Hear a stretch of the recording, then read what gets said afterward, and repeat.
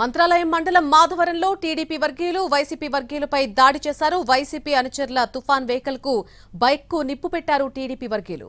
దీంతో ఆ రెండు వాహనాలు దగ్ధమయ్యాయి. దాడి వాహనాల దగ్ధంతో మాధవరం గ్రామంలో తీవ్ర ఉద్రిక్తత చోటు చేసుకుంది. సమాచారం అందుకున్న వెంటనే ఘటనా స్థలానికి చేరుకుని ఇరు పార్టీల శ్రేణులను చెదరగొట్టారు పోలీసులు. వెన్నుపోటుకు 2 ఏళ్లు నిరసన కార్యక్రమాన్ని వైసీపీ కార్యకర్తలు ముగించుకుని వెళ్తుండగా ఈ దాడి జరిగింది.